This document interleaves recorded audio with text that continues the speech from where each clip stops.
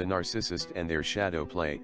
The narcissist can't live in the sunlight where everything is clearly visible with brilliant colors and well-defined outlines. The narc needs to live in the world between dusk and dawn, a world of ambiguity where nothing is as it seems and the shadow world they create can be fully under their control. They need to come into the sunlight to obtain new supply, and they can maintain the appearance of a light dweller for quite some time, but this requires an enormous amount of energy for the narcissist. The world of sunlight is an unnatural environment for the narc.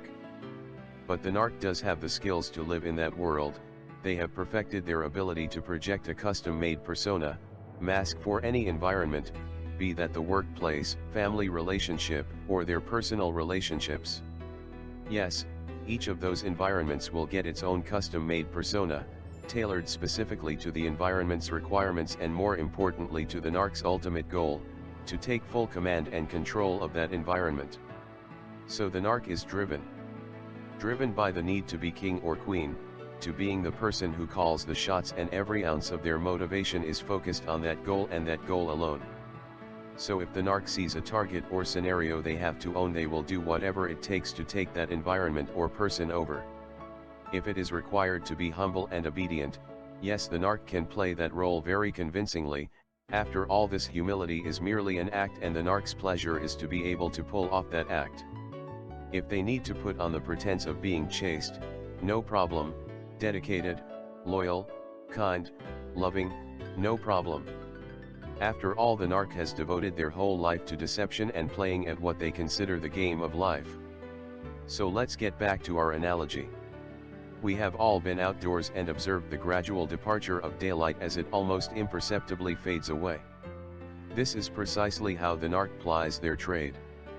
Yes, they start out in the world of light, but gradually, imperceptibly they bring their captured targets, light dwellers, into the dusk and in some cases into total darkness, where the victim is so blind that they can't see the hand in front of their face, so profound is the darkness. In that world of darkness, the narc has full control and can make their victim believe whatever they need them to believe. So they can make themselves into a powerful person in that shadow world. They can make a dilapidated shack in the distance, your future together, appear as a lush, well-maintained mansion. When it is time to dispense with you, they drag you further into the darkness and start telling you of wolves in the shadows that lurk behind every rock, and you believe it all by that point. The mansion?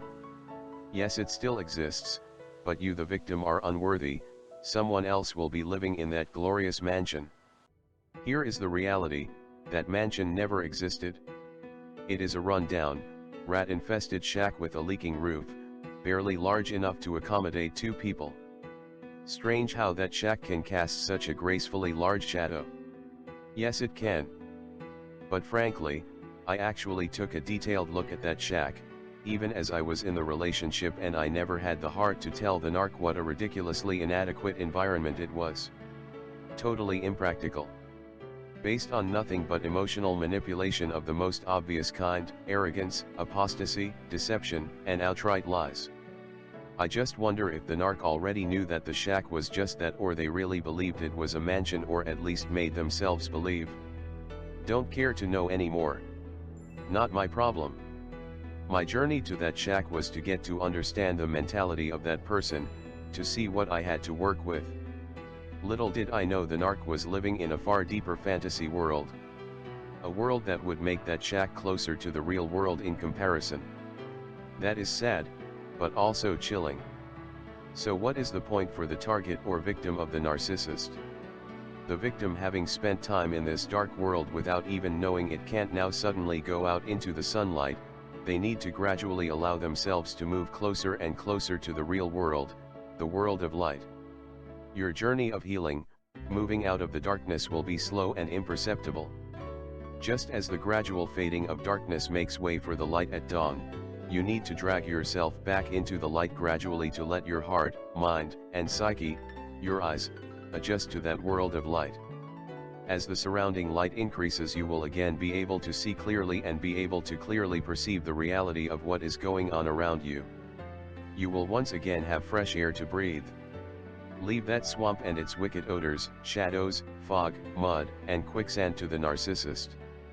The narc may one day fall into their own quicksand since they prefer to live in that world. Yes, even the narc who thinks they are the master of the darkness, can't see everything in that world they prefer to live in. Are those shadows the narc perceives as the enemy real? Is that really a bear or a lion or just the shadow of a rock? Is that quicksand they are about to step into or firm ground? You on the other hand can walk confidently on verifiable firm ground and live your life without fear, if you so choose. Yes, we understand that world of the narcissist, because we had to live in it. There may be a degree of comfort in that world of ambiguity. You could probably get used to the wicked odor of the narc and their world, but that odor gets into every pore of your skin. After many months of scrubbing yourself, you can eventually fully eliminate that odor from your life and move on. Over time in the fresh air you will come to be repelled by that distinctive smell, that odor that is common to all narcissists. It is that sickly sweet smell of death and decay, combined with arrogance and self-deluded importance, omnipotence, privilege, and exceptional ability. But the narc deftly covered that up with a heavy dose of cologne or perfume. Many are all familiar with that haughty bizarre grin of the narc as they get satisfaction out of having once again successfully gaslit or otherwise confused or lied to the victim. Contrast the smell of that with a person who genuinely loves and cares about you and gives you a genuine smile of warmth and affection. Feel the difference when someone genuinely cares and puts their hand in yours as they gaze into your eyes. Yes, there is a difference. The difference between life and death, fresh clear pure water and polluted water, fresh air and foul polluted air. We need to be able to see the difference. We need to be able to spot the counterfeits, the fakes. We need to be aware of our surroundings and make sure we aren't dragged into the darkness where everything has to be taken on blind faith, where we can't really tell truth from fiction. We need to stay in the light. We need to focus on discernment. Look for empathy, look for compassion, look for remorse and a conscience, very carefully see if a person is genuine in their affections. There is a difference between the real thing and the fake. We were deceived. Was it because we were in the darkness and couldn't see? Was it because we weren't vigilant, because someone redirected our attention? Did we just not understand due to prior conditioning that it isn't normal for someone to devalue you, put you down, destroy your self-esteem, and expect you to please them with no reciprocation? The questions are endless, but it doesn't matter. We will no longer put up with this. No more. We need to focus on what is important and we need to expect that our partners respect us and are truthful with us. We have learned. We will stay in the light and not allow our focus on the important things to be distracted. Just as the narcissist became more and more skilled at deception, we targets can become more and more skilled at detection. By learning to detect and isolate ourselves from narcissists, we targets can keep our humanity, in the same way that the narc refined their evil and lost their humanity, if they ever even had any.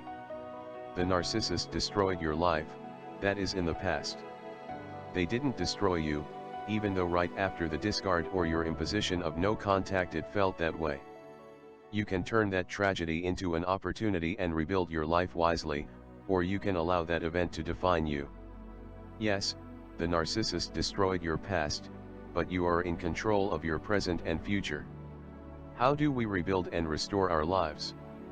First, don't allow your narc X and other narcissists any present or future opportunities by moving forward with the firm resolve to choose your future and those you associate with carefully and cautiously, eliminating or minimizing your contact with narcissists.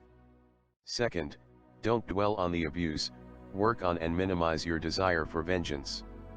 Leave the narc to God. I have repeated to myself over and over, vengeance is mine, I will repay, saith the Lord. The full passage is in Romans 12:19. Do not take revenge, my dear friends, but leave room for God's wrath, for it is written, it is mine to avenge, I will repay, says the Lord. This is also found in Deuteronomy 32:35.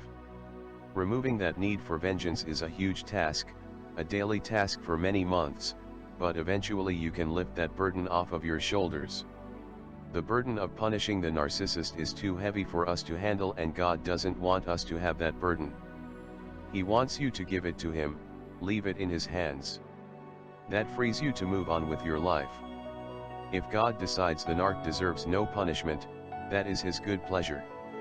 But rest assured, ultimately no narcissist will get away with a single act that they have committed unless they genuinely humble themselves to God. If the narcissist thinks they can gaslight God or deceive him in any way, they will have a very serious and terrifying awakening in their passage beyond the veil of death. Thank you for watching. Comments are welcomed. Peace be with you.